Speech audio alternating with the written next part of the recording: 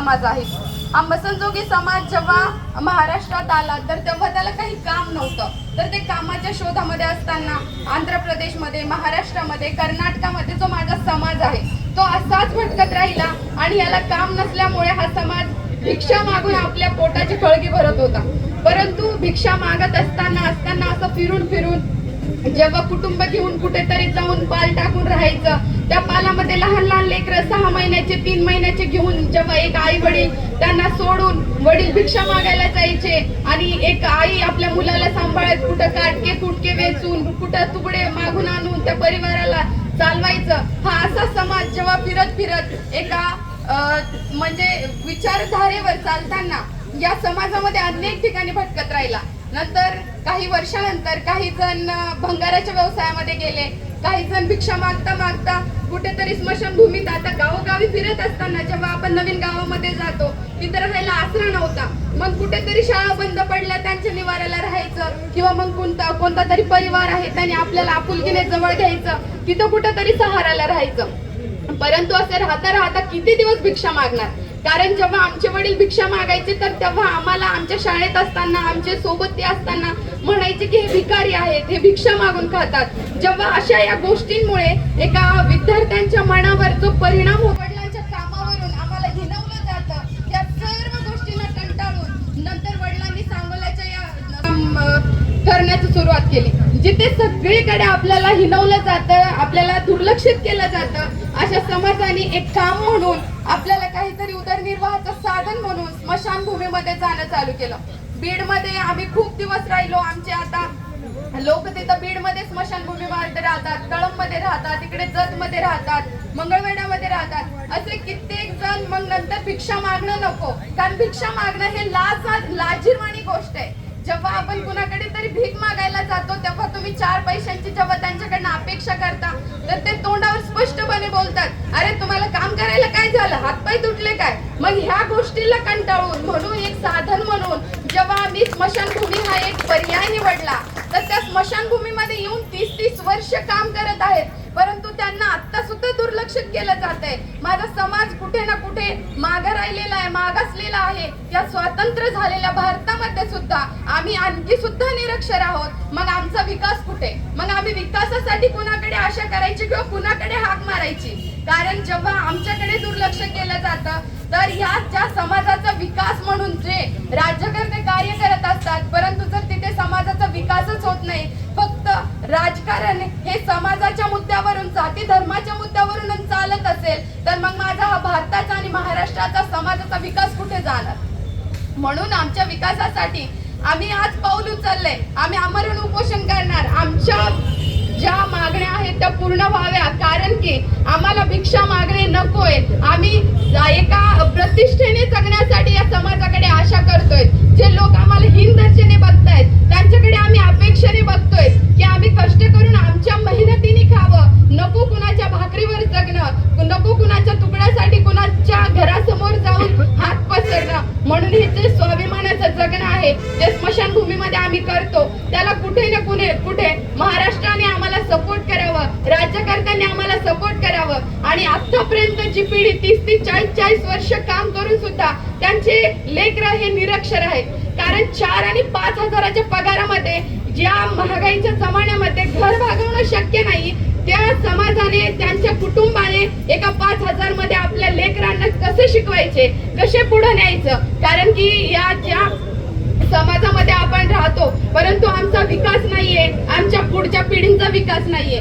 कारण जेव्हा मी चांगल्या मार्क्सनी 10वी मध्ये पास झाले तर तेव्हा मला समाजाने, माझ्याच नव्हे तर अख्ख्या महाराष्ट्रामधले प्रत्येक जाती धर्मातले लोकांनी मला मदत केली म्हणून मी शिकू शकले. परंतु प्रत्येकाच्या कुटुंबामध्ये प्रत्येक विद्यार्थ्याला असा प्रत्येकच जण सपोर्ट करेल किंवा त्यांना आर्थिक मदत देईल हे शक्य नाहीये. म्हणून मला मदत केली, मी शिकले. परंतु ज्या समाज आता स्मशानभूमीमध्ये राहतो त्यांच्या लेकरांना प्रत्येकच जण सपोर्ट करेल याचा विश्वास तर नाहीये ना. मग त्यांना असं वाटतं आपल्याकडे 5-6 हजार रुपये पगार आहे, आपण 5-6 हजारामध्ये घर जगणार का? लेकरांना शिकवायचं का? यांचे खर्च पाणी भागवायचे का? यांच्या शाळा बघायच्या? त्याच्यामुळे आई वडील मग आपला 5,000 पगार आहे बाबा, आता तर आपल्याला शिकवणं होणार नाही म्हणून 16-15 वर्षाचा झाला की लगेच त्याला कुठे ना कुठे बेरोजगारीला पाठवायचं, कोणत्या तरी मिस्त्रीच्या हाताखाली कामाला पाठवायचं. मग घर कसं बघायचं, त्यांची प्रगती कशी व्हायची जेव्हापर्यंत शिक्षण मिळणार नाही. आणि शिक्षण हे फुकट नाहीये, आपल्याला माहिती शिक्षणासाठी खूप पैसा ओतावा लागतो. प्रत्येक ठिकाणी जेव्हा आम्ही बाहेर शिक्षणाला जातो तेव्हा रूम लागतं, आम्हाला भाडे लागतं, आम्हाला जेवण लागतं, आम्हाला फीस भरावं लागतं. ह्या सर्व गोष्टी जर 5 आणि 6 हजाराच्या पगारामध्ये भागत असला तर हा समाज आणि हा देश कुठेतरी वेगळ्या ठिकाणी असता. मग प्रत्येक जण शिकला असता, परंतु असं शक्य नाहीये. आता कित्येक जण आहेत ग्रामपंचायत मध्ये आहेत, स्मशानभूमीमध्ये जेव्हा काम करत असताना 4 आणि 5 हजार हे देतात.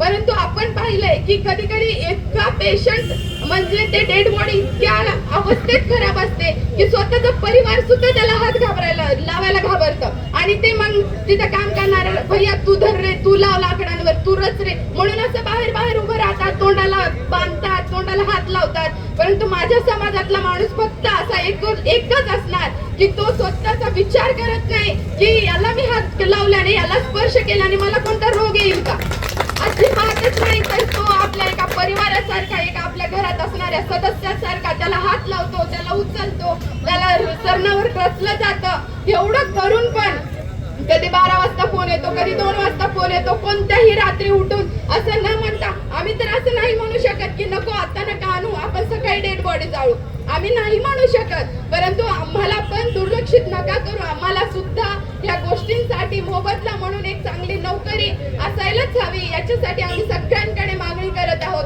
परंतु आमच्या या समाजाचा विकास कुठे ना कुठे थांबलेला आहे, कारण आमचे पगार, कारण पैसा कमवण्यासाठी माणूस धडपडतो, कार्य करत असतो, परंतु ते सगळं कमवताना आपण माणुसकी मात्र विसरून जात असतो.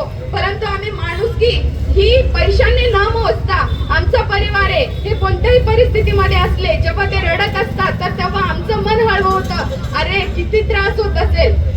असं जेव्हा आम्ही सगळ्यांचा विचार करतो तेव्हा आमचा सुद्धा विचार सरकारने करायला हवा. आणि आमचे जे लेकरं आहे, जी आमची पिढी आहे त्यांनी सुधारावी, त्यांनी शिक्षण घ्यावं, त्यांनी आणखी पुढे जावं.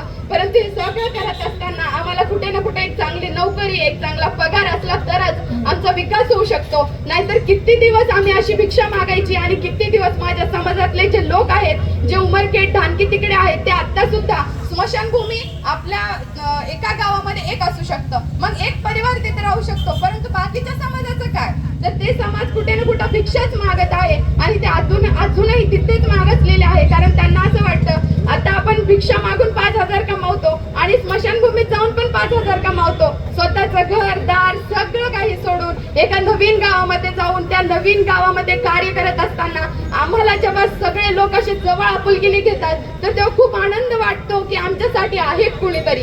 कारण अनोळखी गावामध्ये जिथे समाज, जिथे कुटुंब कुणीही सोबत नसतं, परंतु जेव्हा लोक आम्हाला मायेने, हक्काने जवळ घेतात तर तेव्हा आपली आपुलकी जेव्हा ते आम्हाला दाखवतात तेव्हा खूप आनंद होतो.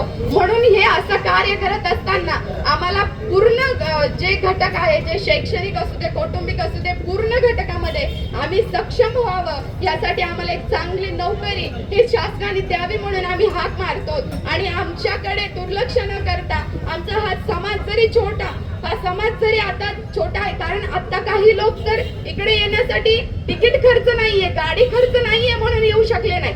इतका मोठा माझा समाज असून पण त्यांच्याकडे पैसे नाही, त्यांना गाडी खर्च नाही, त्याच्यामुळे येऊ शकले नाही. तर किती दरिद्रता आमच्या समाजामध्ये आणखी पण आहे.